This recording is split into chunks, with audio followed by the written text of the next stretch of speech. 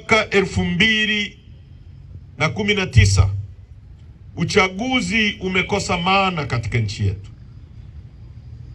Tulikwenda kwenye uchaguzi mwaka 2019, sehemu nyingi ambazo tulikuwa tunaongoza, Chadema tulikuwa karibia na 30% na kitu ya vijiji vyote nchi nzima na vitongoji. Tulikuwa na karibia 26 ya mitaa nchi nzima.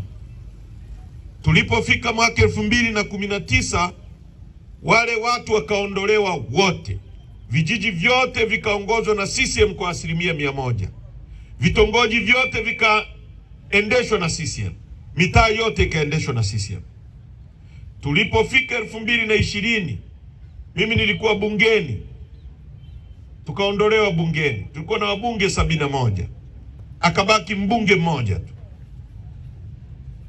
Madiwani, Tarime tulikuwa tunaongoza halmashauri, CCM ilikuwa na madiwani kumi, sisi tulikuwa na 16. Madiwani wote wakageuka kuwa CCM.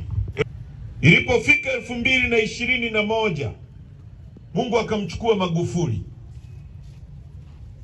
Mimi nilikuwa miongoni mwa timu iliyoteuliwa na chama chetu kwenda Ikulu kuzungumza na Rais Samia.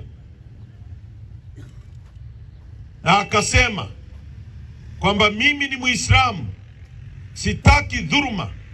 Nchi hii watu wamedhulumiwa, watu wameumizwa, uchaguzi umeibiwa, mambo ya hovyo yamefanyika. Akatuahidi tarehe 20 mwezi wa 5 2022 kuna 4 R's.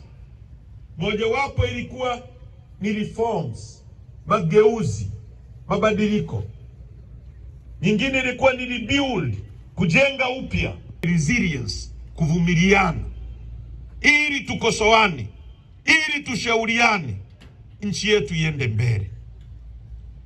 Akatuahidi, tukakaa kwenye vikao kwa zaidi ya mwaka mzima tukijadiliana na watu wake kuhusu mambo makubwa ya nchi yetu. Ilipofika 2024 mwaka jana tarehe 27, akarudia yale yale aliyokuwa amesema atayaacha, hatayafanya. Wizara ya TAMISEMI inayoongozwa na mkwe wa rais Mchengerwa, ambaye amemuoa mtoto wa rais anaitwa Wanu, tulikuwa wote bungeni, akawatangazia Watanzania kwamba wameondoa wagombea wa upinzani 26,500 nchi nzima, kwamba hawajui kusoma na kuandika, kwamba wamejaza fomu vibaya, kwa kati ya hao hakuna mgombea yoyote